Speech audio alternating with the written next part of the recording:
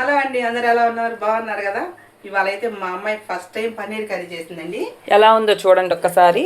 నేనే చెప్తున్నాను, మా అమ్మకి తరబడుతుంది. చికెన్ మటన్ చికెన్ లానే ఉంది. ఇప్పుడు మా అమ్మకి ఒక్కటి టేస్ట్ చూపిస్తారనమాట. టేస్ట్ చూసి నిజాయితీగా నిజం చెప్పు ఎలా ఉందో. కానీ మసాలా అన్నీ సరిపోయినాయా? గుజ్జు బాగుంది, కరెక్ట్గా అన్ని పర్ఫెక్ట్గా సరిపోయినాయి. నేనే చేసింది. పన్నీర్ తిను, చికెన్ మొక్క అనుకుని తినేసి దాన్ని. కాలుతుందమ్మా కొంచెం చల్లారిని. చికెన్ మొక్క అనుకుని తినేసి. ఏది తినాలన్నా కాలుతుంది కదా, చల్లార్చుకో. అట్లా అయితే నిజంగా పన్నీర్ కర్రీ అయితే సూపర్గా ఉందండి, చాలా టేస్ట్గా ఉంది. ఫస్ట్ అయితే Milky Mist malai paneer cubes. మా ఊర్లో నేను సూపర్ మార్కెట్లో ఇవే దొరికితే ఇవే తెచ్చాను, 135 రూపాయలు. ఇవి ఇలా గిన్నెలో వేసాను. ఇప్పుడు నేనేం చేస్తానంటే ఇవి అంటే పన్నీర్ క్యూబ్స్ కదా, కొంచెం వామ్ వాటర్ పోసి ఒక 10 నిమిషాలు వదిలేస్తాను. నేను ఒక 10 నిమిషాలు వదిలేసి కర్రీ చేసుకుందాం. ఒక 10 మినిట్స్ అయిపోయింది కదా, వీటిని నీళ్ళు అయితే వంచేసుకుంటున్నాను. మీరు నార్మల్గా పనీర్ అనేది ఒక పెద్ద క్యూబ్ ఉంటుంది కదా, అలా తెచ్చుకునే పని అయితే ఇలా పెట్టాల్సిన పని లేదు. నేను ఫ్రోజన్ పనీర్ క్యూబ్స్ తెచ్చా కాబట్టి ఇలా చేస్తున్నాను అనమాట. ఇప్పుడు ఈ నీళ్ళు వంచేసుకుందాం. ఇప్పుడు పనీర్లో ఇలా నీళ్ళు వంచేసుకున్నాం కదా, దీంట్లో మనం ఏంటంటే పొడులు వేసుకుందాం. ముందు ఒక 1/2 స్పూన్ అయితే కారం వేసుకున్నాను. అలానే ధనియాల పొడి కూడా ఒక 1/2 స్పూన్ వేసుకున్నాను. 1/2 స్పూన్ వచ్చేసి గరం మసాలా పొడి కొంచెం 1/2 స్పూన్ వేసుకున్నాను. అండ్ ఉప్పు వచ్చేసి 1/2 స్పూన్ వేసుకుంటున్నాను. ఇలా పనీర్కి మసాలా పట్టడం వల్ల టేస్ట్ ఉంటుందండి, లేకపోతే కొంచెం సప్పగా ఉంటుంది. ఇప్పుడు ఈ మసాలాలు అనేవి ఇలా కలుపుకొని పనీర్ ఇందులో వేసుకొని టాస్ చేసుకోవాలి ఇలాగా. ఎందుకంటే పనీర్ అలా వేసుకోవడం వల్ల కొంచెం సప్పగా ఉంటుంది. ఇలాగా చూసారు కదా, మొత్తం అయితే పనీర్కి పట్టాలన్నమాట. ఇలా పట్టిన తర్వాత నూనె పెట్టుకొని ఇప్పుడు స్టవ్ మీద ఇలా ప్యాన్ పెట్టేసి మనం ఆయిల్ వేసుకుందాము. ఆయిల్లో ఇప్పుడు పనీర్ అనేది ఒక 2 మినిట్స్ ఫ్రై చేసుకుందాం, ఎక్కువసేపు వద్దు. నూనె కాగింది కదా, పన్నీర్ ముక్కలు అయితే వేసుకుంటున్నాను. ఎక్కువసేపు వేయించకూడదు, జస్ట్ ఒక 2 మినిట్స్ అనమాట. ఇలా చేయడం వల్ల ఉప్పు కారం మసాలా అంతా కూడా పన్నీర్ ముక్కలకు బట్టి టేస్టీగా ఉంటుంది అనమాట. ఈ పన్నీర్ ముక్కలను అయితే 2 నిమిషాలు వేయించుకున్న తర్వాత ఇలా తీసేసుకుందాము.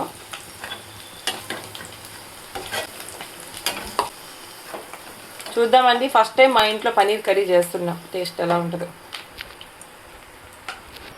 ఇలా అయితే పక్కన పెట్టుకుందాం. ఇప్పుడైతే అదే నూనెలో ఒక ఉల్లిపాయని ఇలా సన్నగా తరిగి వేసుకుంటున్నాను. కొంచెం ఉల్లిపాయ అనేది దోరగా వేగనిద్దాం. మేమైతే ఒక పెద్ద ఉల్లిపాయని ఇలా సన్నగా తరుక్కొని వేసుకున్నాం అనమాట, ముక్కలు వేసుకొని. ఇప్పుడు ఇది వేగనిద్దాం. ఇప్పుడు ఉల్లిపాయలు దోరగా వేగాక మనం ఒక పెద్ద టమోటా తీసుకొని కట్ చేసుకొని వేసుకోవాలి.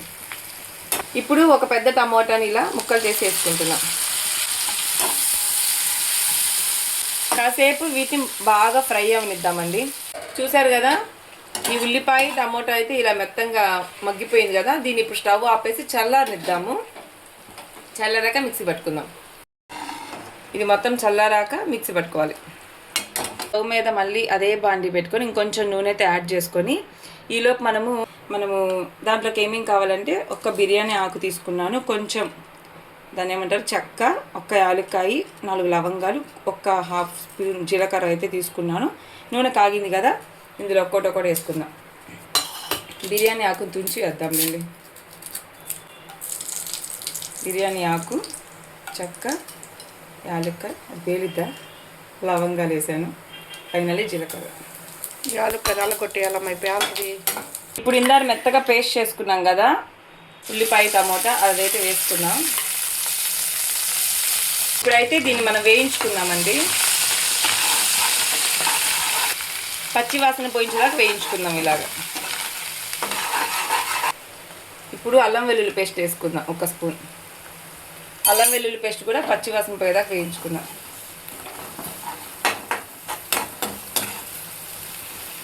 అల్లం వెల్లుల్లి పేస్ట్ వేగిన తర్వాత 1 స్పూన్ కారం, కొద్దిగా పసుపు, కొద్దిగా ధనియాల పొడి, కొంచెం జీలకర్ర పొడి, కొద్దిగా ఉప్పు వేసి వేయించుకుందాం.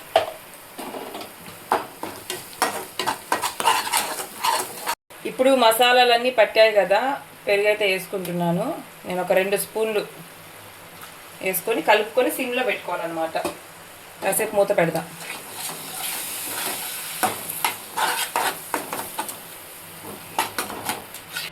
ఇలా కలుపుకున్నాక 1 నిమిషం అలా మూత పెట్టుకుందాం. ఇప్పుడు మనం మూత తీసుకొని చూసుకుందామండి. ఇప్పుడు దీనికి గ్రేవీ కోసం వాటర్ అయితే పోయాలన్నమాట. నేను ఇందాడ జారు గడిగి నీళ్ళే పోస్తున్నాను.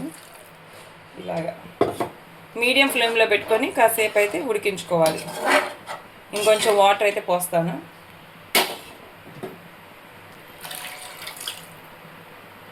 మూత పెట్టి ఒక 5 నిమిషాలు మీడియం ఫ్లేమ్లో మగ్గనిద్దాం, ఉడికించుకుందాం. పోసాక ఒక 5 నిమిషాలు ఉడికించుకున్నాక ఆయిల్ ఇలా పైకి తేలుతున్నప్పుడు మనం ఫ్రై చేసుకున్న పన్నీర్ ముక్కలు అయితే వేసుకుందాము. చూసారు కదా, ఇలా పన్నీర్ ముక్కలు ఆల్రెడీ మనం వీటిని ఫ్రై చేసుకున్నాం. దీంట్లో వేసి ఇంకొంచెం సేపు అయితే మనం ఉడికించుకుందాం అన్నమాట. బాగా కలబెట్టుకొని